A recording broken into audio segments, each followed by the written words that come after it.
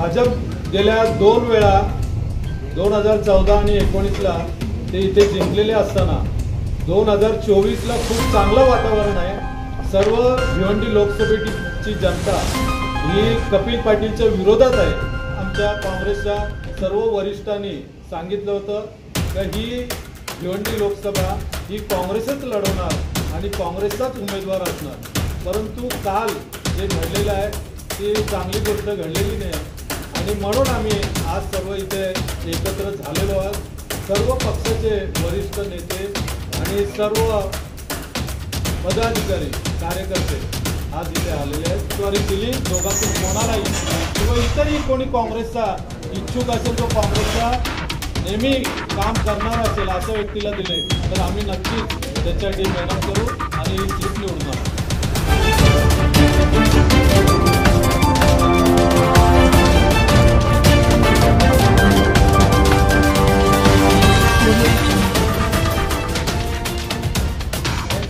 सर्व भिवंडी लोकसभेची जनता ही कपिल पाटीलच्या विरोधात आहे आणि 100% काँग्रेसचा उमेदवार निवडून देणार।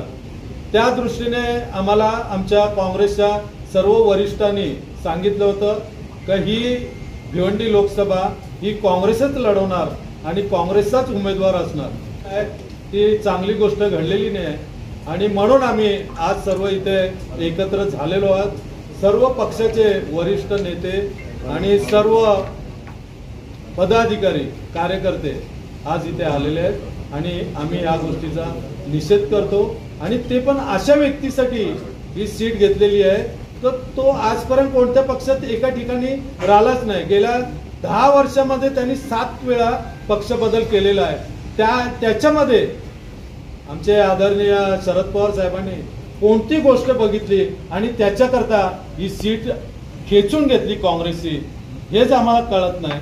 त्याच्यात आम्हाला थोडं हे कळलंय का बोलतो तुम्ही 2 वेळा ही सीट हारलेली आहे, परंतु आम्ही 2 वेळा हारलो असलो तरी महाराष्ट्रामध्ये आणि देशामध्ये भाजप ही वारंवार निवडणुका जिंकत आलेल्या आहेत। जास्तीत जास्ती मतदारसंघांमध्ये त्यांचा विजय झालेला असताना भिवंडी लोकसभा एक अशी आहे की ती कमी मतात हारलेली आहे। कारण आपण ठाणा आणि कल्याणचा विचार केला तर तिथे राष्ट्रवादी काँग्रेस ही निवडणूक लढले होते मागचे 2019चे तर तिथे 4 लाख 4.25 लाखांनी ते हारलेले असताना त्यांना कोणताही अधिकार होत नाही की ही भिवंडीमध्ये तुम्ही 2 वेळा हारले असं बोलण्याचा। तरी आम्ही सर्व आत्तापर्यंत आम्ही हार मानलेली नाही आणि आम्हाला पूर्ण विश्वास आहे का आमचा वरिष्ठ या भिवंडी लोकसभेतून फ्रेंडली लढतसाठी आम्हाला नक्कीच परवानगी देणार आणि जर फ्रेंडलीसाठी आम्हाला उमेदवारी दिली दोघांतून कोणालाही किंवा इतरही कोणी काँग्रेसचा इच्छुक असेल जो काँग्रेसचा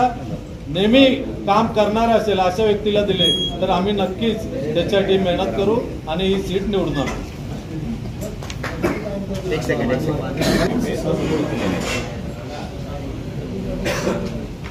सर्वप्रथम प्रेक्षे माझे सर्व सहकाऱ्यांना आज इथे मोठ्या संख्येने तुम्ही उपस्थित राहिलात तुमचे मनापासून अभिनंदन करतो।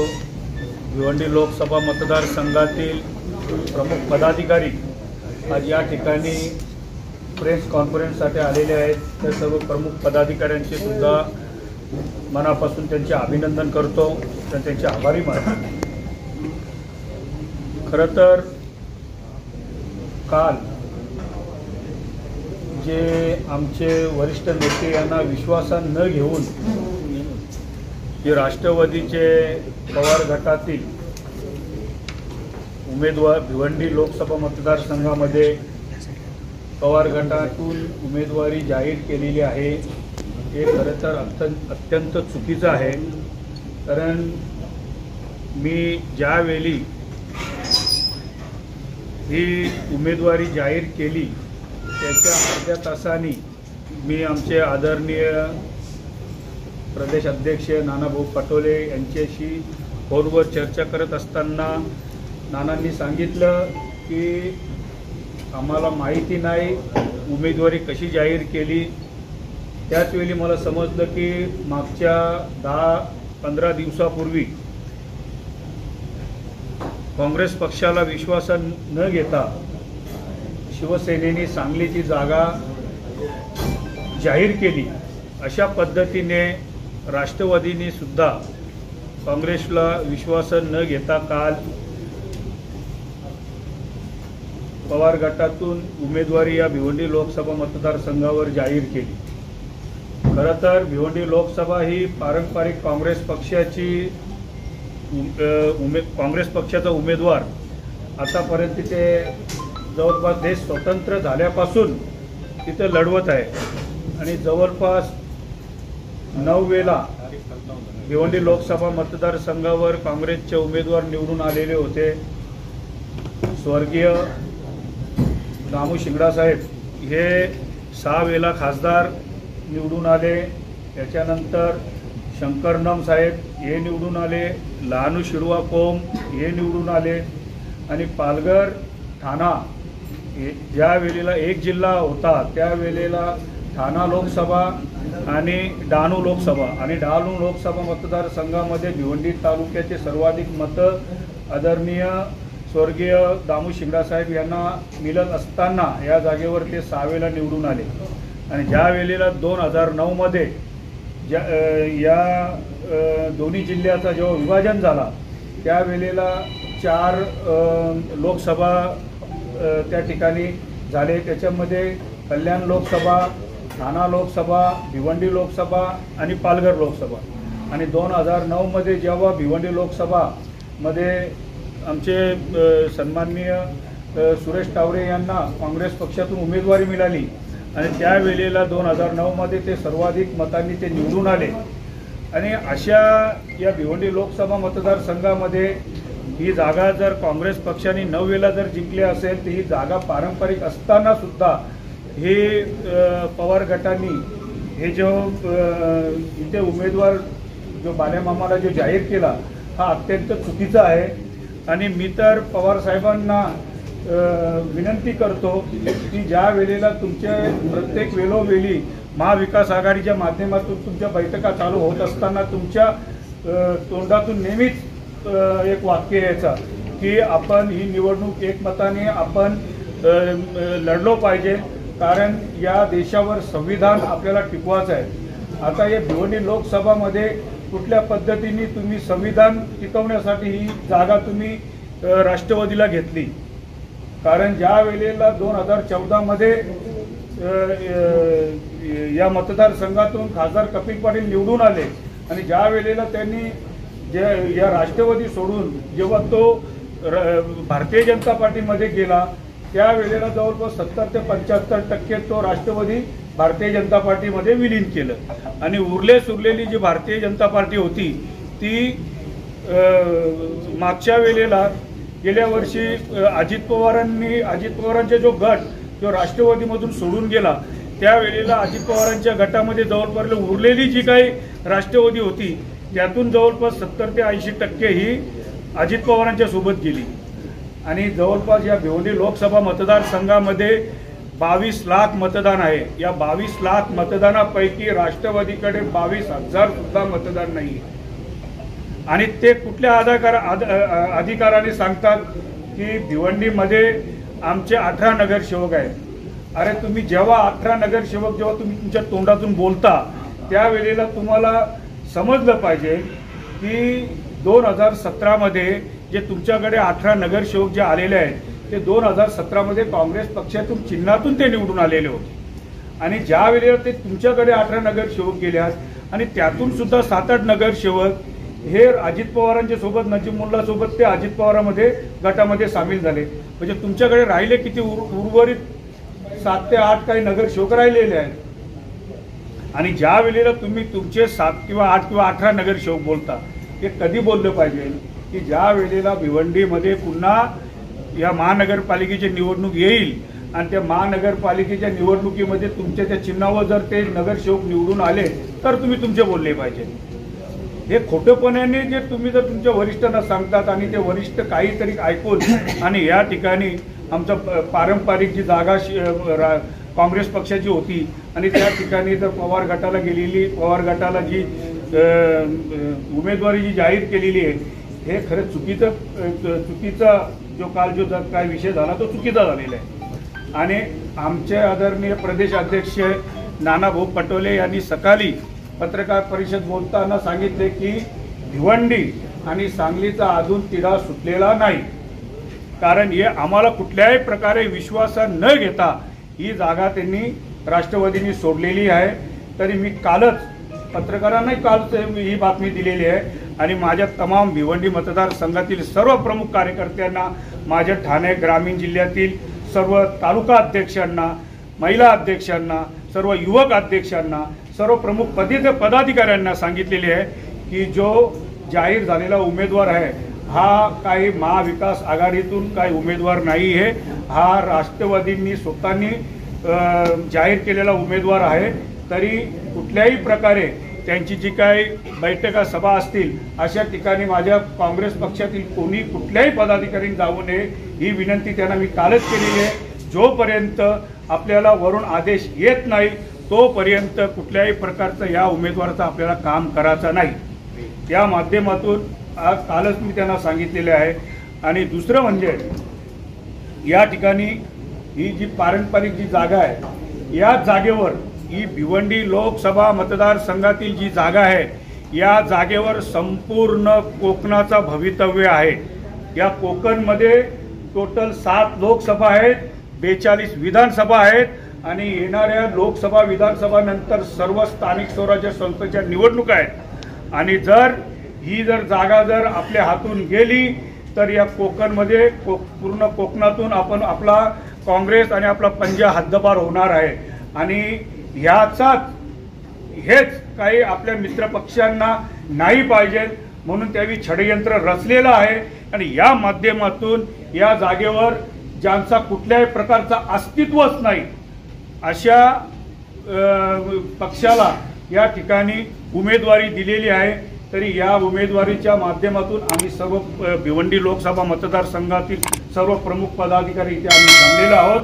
आणि जरी आमच्या महाविकास आघाडीच्या माध्यमातून जरी ही जागा समजा जर प्रोटोकॉलमध्ये जर ही जागा जरी सुटली तरी आम्ही हे जे नेते लोक इथे जमले आहोत असेच आम्ही जमणार आहोत।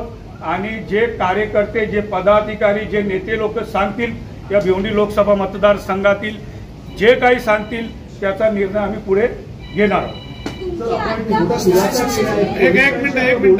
एक मिनिट रशीद ताई साहेब बोलते ना, प्रेस कॉन्फ्रेंस जास्त काय करता?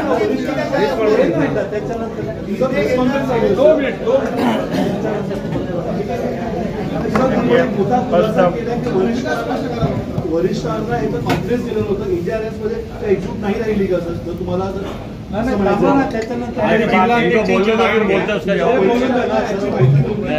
मिनिट फक्त यांचं जिल्हाध्यक्षांचं बोलणं होतं, मग सगळ्यांना तुम्ही नावं घेऊन प्रश्न विचारा। फर्स्ट ऑफ ऑल सॉरी, मैं लेट आलू आपने समोर, लेकिन कल जो है तकरीबन 7 बजे एनसीपी का ऐलान आया कि ये जगह जो है भिवंडी लोकसभा की, ये एनसीपी ने कैंडिडेट का ऐलान किया है। उसी वक्त बालिया मात्रे का मेरे पास फ़ोन आया था। मैंने उससे कहा कि ये महाविकास आघाड़ी का ऐलान है क्या? उसने कहा महाविकास आघाड़ी का ऐलान है। लेकिन बाद में हमने जो पार्टी के वरिष्ठों को फ़ोन किया तो उन्होंने कहा कि हमारा ऐलान नहीं है, ये एनसीपी का अपना ऐलान है। मेरा ये कहना है कि एनसीपी का भिवंडी पूरे लोकसभा की मैं बात नहीं करूँगा, लेकिन भिवंडी शहर में एनसीपी 0 है। इनका एक सिंगल नगर सेवक नहीं है। 2012 में इनके 8 नगर सेवक थे, वो 2017 का इलेक्शन आते आते 0 हो गए, एक भी नगर सेवक नहीं है। अब ठीक है, जिनको हमने डिस्क्वालीफाई के लिए डाला उनको ये लोग जो है पार्टी में लेके उनकी ताकत दिखाते हैं, तो ये चूंकि सा उनका कोई भी नहीं है और आज वो लोग डिस्क्वालीफाई हैं। ये कहने का ये मतलब है कि इस तरह से भिवंडी की सीट को पब्लिक में कंफ्यूजन पैदा करने के लिए राष्ट्रवादी के बड़े नेता ने इस तरह का ऐलान नहीं करना चाहिए था। इंडिया एकजुट है। नाना पटोले साहब हमारे सम्माननीय अध्यक्ष हैं महाराष्ट्र के, उनसे हमारी बात हुई, उन्होंने कहा कि नहीं, हमने ये सीट छोड़ा नहीं, ये सीट कांग्रेस की है। और भिवंडी में मैंने पहले भी कहा कि हमारी जो पॉपुलेशन है ये सिर्फ और सिर्फ पंजे को पहचानती है, कांग्रेस को पहचानती है। कल इसका परिणाम अगर ये लोग जबरदस्ती थोपने की कोशिश करेंगे तो इसका परिणाम ये होगा कि वोट कहीं और जाएगा और फिर इसका जो है भुगतान जो है पूरे इंडिया को भुगतना पड़ेगा। हमने ऊपर जो है हमारी बातचीत चल रही है और किसी भी सूरत में मैं बहुत दावे के साथ कहता हूं कि पार्टी जो है ये सीट नहीं छोड़ेगी। कैंडिडेट के बारे में मैं कुछ भी नहीं कहना चाहता, लेकिन मैं सिर्फ यही कहना चाहूँगा कि निशानी राहुल गांधी की जो ये विजिट यहाँ पर हुई भिवंडी में, उनकी जो यात्रा हुई है, हमारा जो ग्राफ जो है था 60% पे था, वो बढ़ के 80-90% तक चढ़ गया। तो लोग अभी जो है और आपका जो गठबंधन जो है महाविकास आघाड़ी का, वो वैसे ही रहेगा क्या? उसमें देखिए गठबंधन जो है वो सेंट्रल पे है, दिल्ली के लेवल पे गठबंधन हुआ है। वो गठबंधन वहाँ उसका फैसला होगा और जैसा वो फैसला यहाँ पर आएगा उसके हिसाब से हम लोग पार्टी आदेश का पालन करेंगे। नहीं, ये क्यों बात करते, हम छोड़ेंगे नहीं ना। हमारे लीडर बोल रहे हैं कि हम जो है अपनी सीट नहीं छोड़ेंगे। भूमिका क्या है? देखो हमारी भूमिका हमारी संघात शेवटची भूमिका काय राहणार? तुम्ही मैत्रीपूर्ण लढत लढवणार ये बोलतो ना मी संजय बोलून तर ते आम्हाला बोलून देणार। मैत्रीपूर्ण लढत लढायला परवानगी दिली नाही तर तुमची भूमिका काय राहणार ते सांगा। अरे कुठे बाहेर जाऊ, कुठे जाऊ सांगा तुम्ही, रिमच नाही बसला। अरे मी कधीपासून इथे बसलोय मी। भिवंडी आणि मुंबई या जागेचा तिढा सुटलेला नाही आणि या जागेवर आमच्या नेत्यांनी प्रस्ताव दिल्लीला मांडलेला आहे। बाकी ठिकाणी जर महाआघाडी होत असेल तर या 3 ठिकाणी जर तिढा जर सुटला नाही, भिवंडी, सांगली आणि मुंबई, तर या ठिकाणी मैत्रीपूर्ण निवडणूक लढवायची आहे असा आदेश आम्हाला वरिष्ठांनी दिलेला आहे। आणि याच्यानंतर जो काही वरिष्ठ आम्हाला जे सांगतील की ही मैत्रीपूर्ण निवडणूक लढवायची की नाही लढवायची हे त्यांनी ते सांगतील, पण आदेश त्यांनी दिलेला आहे की ही मैत्री प्रस्ताव आम्ही मांडलेला आहे, सांगलीवाल्यांनी पण प्रस्ताव मांडलेला आहे, मी सुद्धा प्रस्ताव मांडलेला आहे।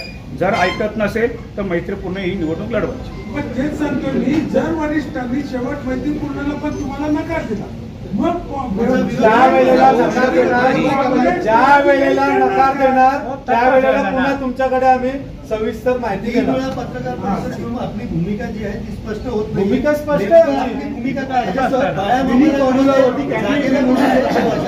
हे बघा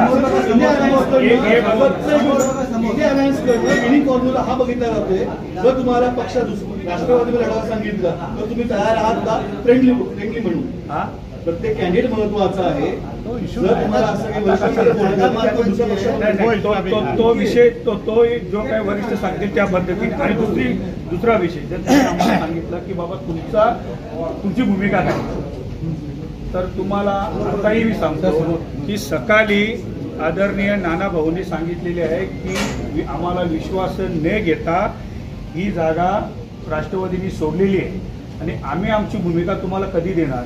ज्या वेळेला तिन्ही महाविकास आघाडीतील तिन्ही एकत्र बसून आणि ज्या वेळेला तेव्हा त्यांची भूमिका जेव्हा ते मांडतील त्याच्यानंतर आम्ही सर्व एकत्र बसू आणि पत्रकार परिषद घेऊ आणि भिवंडी लोकसभा मतदारसंघातील जे प्रमुख कार्यकर्ते आणि आमची भूमिका काय ते आम्ही तुम्हाला सांगू।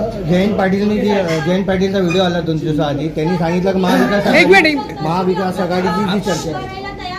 एक मिनिट ताई थांब जरा। बघा मी काल जो सांगितलं होता की मी अपक्ष निवडणूक लढणार आहोत, पण मी काल असं सांगितलं होतं की ज्या वेळेला माझे कार्यकर्ते जे मला सांगतील ते, म्हणजे मी जिल्हा अध्यक्ष म्हणजे मी कार्यकर्त्यांचा जिल्हा अध्यक्ष, मी पक्षाचा जिल्हा अध्यक्ष।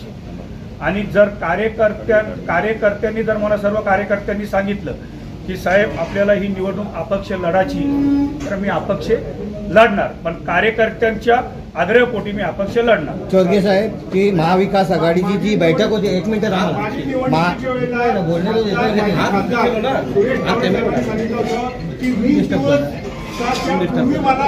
शेवटच्या क्षणाला तिकीट जाहीर केले आहे. माझं बोलणे नुकसान बी नाही झालं. तर आता पुन्हा अशी प्रक्रिया होईल का?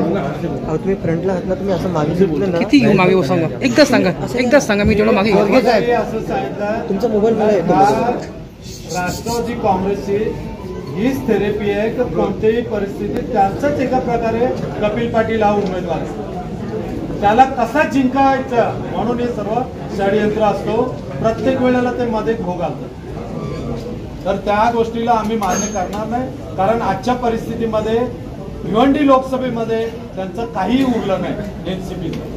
तर आम्ही ते मान्य करणार नाही. चोरगे साहेब, आणि राहिली गोष्ट जर समजा वरिष्ठांनी आमची गोष्ट जर नाही मान्य केली तर आम्ही त्यावेळेला सर्व बसून एक काहीतरी भूमिका आम्ही डिक्लेअर करतो. चोरगे साहेब, एक प्रश्न असा आहे का जयंत पाटीलनी 3 दिवसाआधी मुंबईला प्रेस कॉन्फरन्स घेतली. त्यात त्यांनी हे म्हटलं होतं का जी आमची जी महाविकास आघाडीची जी बैठक आहे, जी चर्चा आहे ती पूर्णपणे संपलेली आहे. आता जेवढी बैठक पूर्णपणे संपलेली आहे, संभावित आम्ही बोलू शकतो, बाकी चर्चा होणार नाही. मग आता हा जो तुमचा जो निर्णय आहे, जसा तुम्ही सांगता का आम्ही वरिष्ठांशी बोलता, मग चर्चाच होणार नाही, मग काय बोलणार?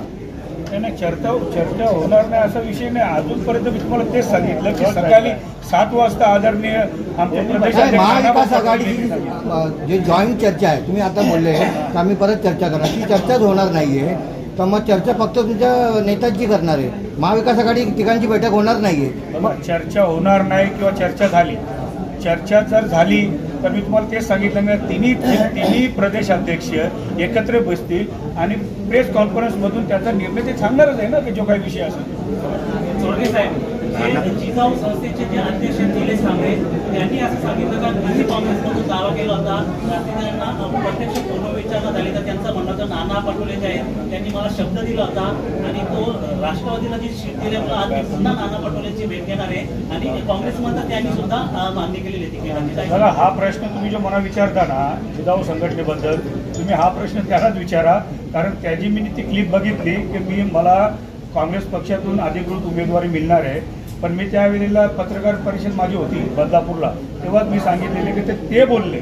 पण आमचे प्रमुख पदात जे काय आमचे नेते आदरणीय जे वरिष्ठ आहेत, प्रदेशाध्यक्ष नानाभाऊ पाटोले किंवा जे काय आज आमचे विधान पक्षातील पक्षनेते बाळासाहेब थोरात किंवा विरोधी पक्षनेते विजय वडेट्टीवार, जे काही आमचे जे वरिष्ठ नेते आहेत यांच्यातून काही निलेश सांबळेबद्दल काही माहिती आम्हाला मिळालेली नाही.